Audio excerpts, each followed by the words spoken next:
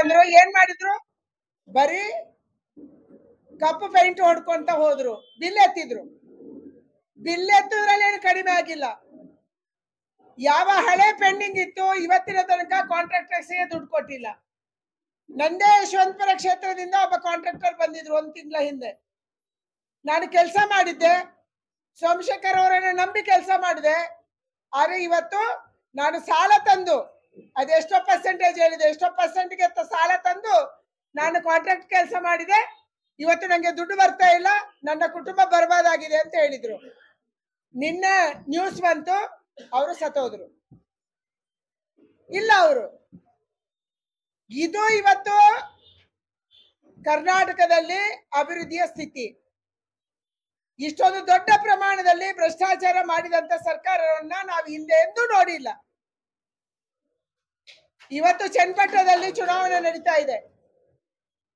ಚನ್ನಪಟ್ಟಣದಲ್ಲಿ ನಾನು ಒಂದೇ ಕೇಳಕ್ಕೆ ಇಚ್ಛೆ ಪಡೋದು, ಈ ಚುನಾವಣೆ ಯಾಕೆ ಬಂತು? ಮೊದಲ ಬಾರಿಗೆ ಒಂದು ಬೈ ಎಲೆಕ್ಷನ್ ಪಾಸಿಟಿವ್ ಕಾರಣಕ್ಕೆ ಬಂದಿದೆ. ಏನು ಪಾಸಿಟಿವ್ ಕಾರಣ?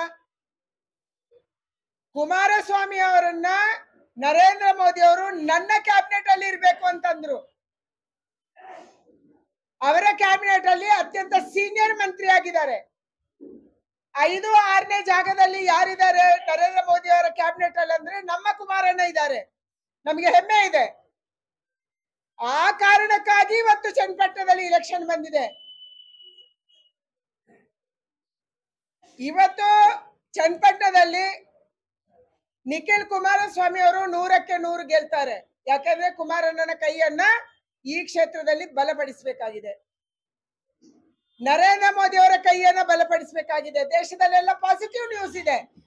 ನಾವು ಹರಿಯಾಣ ಗೆದ್ವಿ, ಇವತ್ತು ಮಹಾರಾಷ್ಟ್ರ ಗೆಲ್ತಾ ಇದೀವಿ, ಜಾರ್ಖಂಡ್ ಗೆಲ್ತಾ ಇದೀವಿ, ಎಲ್ಲೆಲ್ಲಿ ಬೈ ಎಲೆಕ್ಷನ್ ಆಗಿದೆ ಅಲ್ಲಿ ಗೆಲ್ತಾ ಇದೀವಿ. ದೇಶದ ಅಭಿವೃದ್ಧಿಯನ್ನು ಮಾಡುವಂತ ಒಂದು ಸರ್ಕಾರ ಇದೆ. ಆ ಸರ್ಕಾರಕ್ಕೆ ಸಾಥ್ ಕೊಡುವಂತ ನಮ್ಮ NDA ಇದೆ. ಆ NDAದಲ್ಲಿ ನಮ್ಮ ಕುಮಾರಣ್ಣ ಇದ್ದಾರೆ. ನಮ್ಮ ಕುಮಾರಣ್ಣ ನರೇಂದ್ರ ಮೋದಿ ಅವರ ಕೈಯನ್ನ ಬಲಪಡಿಸ್ತಾ ಇದ್ದಾರೆ, ಅವರಿಗೆ ಸಾಥ್ ಕೊಡ್ತಾ ಇದ್ದಾರೆ. ಯಾವ್ದಾದ್ರು ಒಂದು ನೆಗೋಸಿಯೇಷನ್ ಮಾಡ್ಬೇಕು, ಯಾರ ಹತ್ರ ಅದು NDA ಅವರ ಹತ್ರ ಮಾತಾಡ್ಬೇಕಂದ್ರೆ ನಮ್ಮ ದೇವೇಗೌಡರು ನೇತೃತ್ವ ವಹಿಸ್ತಾ ಇದ್ದಾರೆ. ಇಂಥ ಸಂದರ್ಭದಲ್ಲಿ ಇವತ್ತು ನಿಖಿಲ್ ಕುಮಾರಸ್ವಾಮಿ ಅವರನ್ನ ಚನ್ನಪಟ್ಟಣದ ಜನತೆ 100ಕ್ಕೆ 100 ಗೆಲ್ಲಿಸ್ತಾರೆ ಅನ್ನುವಂತ ವಿಶ್ವಾಸ ನಮ್ಗೆ ಬಂದಿದೆ. ಆ ರೀತಿಯ ಒಂದು ಪಾಸಿಟಿವ್ ವಾತಾವರಣ ಇದೆ. ನಾನು ಹೆಚ್ಚು ಮಾತಾಡಕ್ ಹೋಗಲ್ಲ. ಇಲ್ಲಿ ಹಲವಾರು ಅಭಿವೃದ್ಧಿ ಕೆಲಸ ಆಗಿದೆ. ರೇಷ್ಮೆದು ನವೀಕೃತ ಒಂದು ಮಾರುಕಟ್ಟೆ ಆಗಿದೆ, ಮ್ಯಾಂಗೋ ಪ್ರೊಸೆಸಿಂಗ್ ಯೂನಿಟ್ ಆಗಿದೆ, ಸತ್ಯಗಾಲದಿಂದ ನೀರು ತರುವಂತ ಕೆಲಸವನ್ನ ಕುಮಾರಣ್ಣ ಮಾಡಿದ್ದಾರೆ, ಕೆರೆ ತುಂಬಿಸುವ ಯೋಜನೆಗೆ ವಿಶೇಷ ಆದ್ಯತೆ ಕೊಟ್ಟಿದ್ದಾರೆ, ರಸ್ತೆ ಅಭಿವೃದ್ಧಿ ಆಗಿದೆ. ಇಂತ ಹಲವಾರು ಕೆಲಸಗಳು ಚನ್ನಪಟ್ಟಣದಲ್ಲಿ ಆಗಿದ್ದಾವೆ.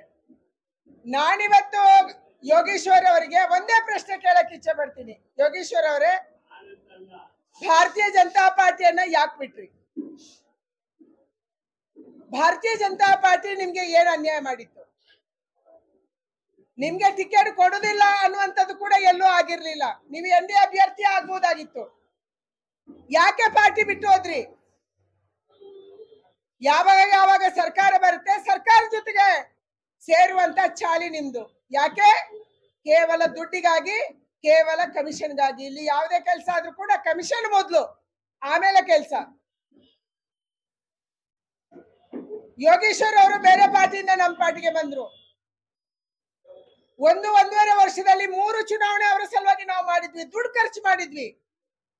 ಖಾಲಿ ಕೈಯಲ್ಲಿ ಬಂದವರು ಅವರು. ಅವರ ಕಿಸೆಯಿಂದ ಯಾವತ್ತೂ ಚುನಾವಣೆಗೆ ಖರ್ಚು ಮಾಡಿಲ್ಲ. ನಮ್ಮ ಜೊತೆ ಬಂದ್ರು.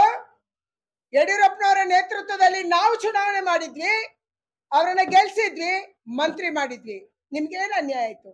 ನೀವು ಸೋತ್ರಿ.